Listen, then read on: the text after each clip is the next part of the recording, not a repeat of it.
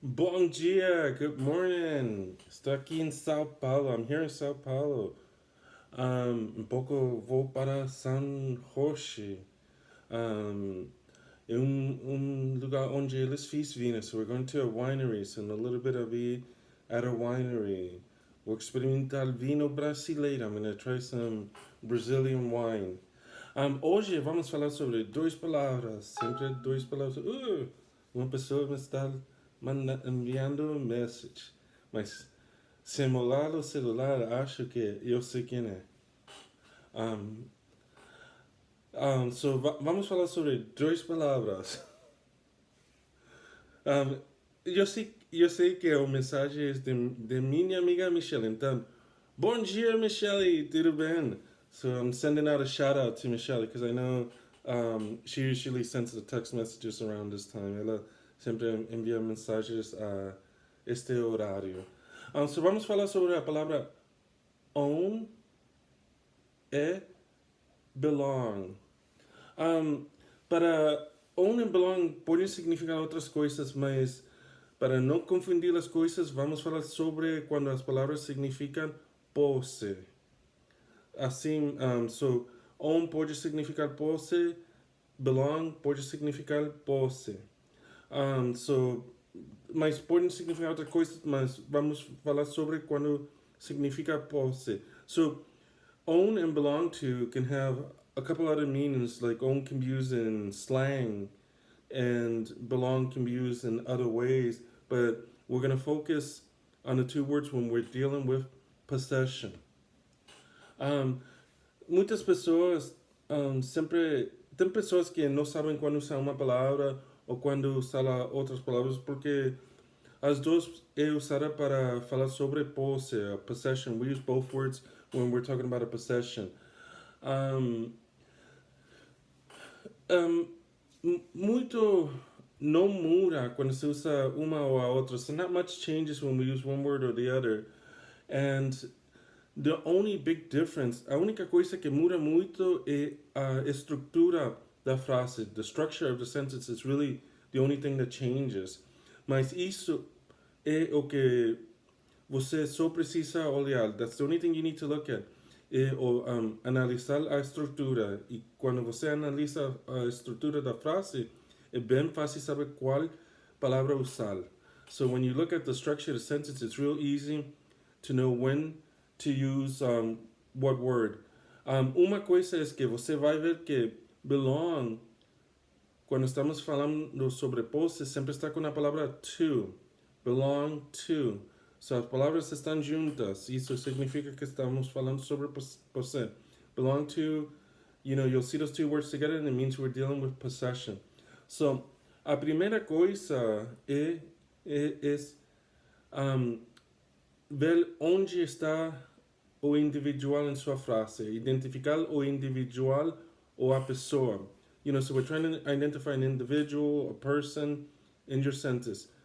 Já quando você identifica a pessoa, olha onde vai ficar a palavra. So we first identify the person and then we need to identify where the word is. Identificar onde vai ficar a palavra que tivemos que escolher, porque tivemos que escolher sobre entre belong to e own. So, se o individual é antes da palavra que tivemos que escolher, em inglês vai ser own. Se o individual ou a pessoa é depois da palavra que tivemos que escolher, vai ser belong to. Sei que é um pouco difícil de entender quando estou tentando explicar um, um, isso, mas quando você vê uma frase, vamos analisar frases e você vai ver que é bem simples para saber quando usar uma palavra e quando usar a outra. So vamos lá, let's go. A primeira coisa que precisamos fazer é identificar o individual em sua frase. So isso é a primeira coisa que nós vamos fazer.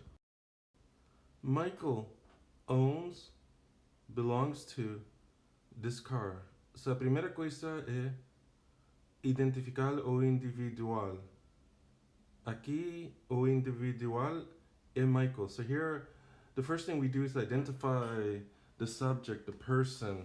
And here, Michael is the subject. And we can see that he is at the beginning of the sentence. Michael está à frente da frase. E a palavra que tivemos que escolher está depois do Michael. Então, a palavra em inglês tem que ser owns. Owns. Michael owns this car. This car belongs to Michael. A primeira coisa é identificar a pessoa, o individual. Aqui o individual é Michael. Michael outra vez. So, aqui você pode ver que Michael vem depois das palavras que tivemos que escolher. So, here Michael comes after the words we need to choose. So, we know that when the subject, the individual, comes after the words we need to choose, we have to use belongs to. Quando o individual, a pessoa, vem depois das palavras que tivemos que escolher, sabemos que temos que usar belongs to. This car belongs to Michael. This does not belong to you. A primeira coisa é identificar o individual. Identify the individual. So it's the first thing we need to do. Aqui, you é usado para falar sobre o individual. So you is being used to talk about the individual. Aqui, you está depois das palavras que tivemos que escolher. Então, sabemos que temos que ser belong to. Here, because the word you is coming after the word we need to choose from, we know that it has to be belong to. This does not belong to you. You belong to that house. So, a primeira coisa é identificar o individual. Aqui, outra vez, you é usado para o individual. A palavra you está à frente das palavras que tivemos que escolher. Então, sabemos que quando a palavra está à frente, tivemos que escolher own. You own that house. You own that house?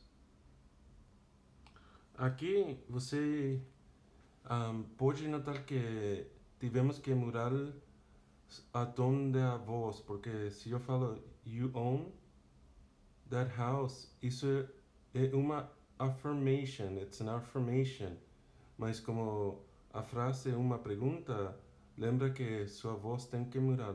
You own that house? Para fazer uma pergunta. So, tem cuidado com sua frase. Quando você vai falar, tem que olhar se é uma pergunta ou uma afirmação.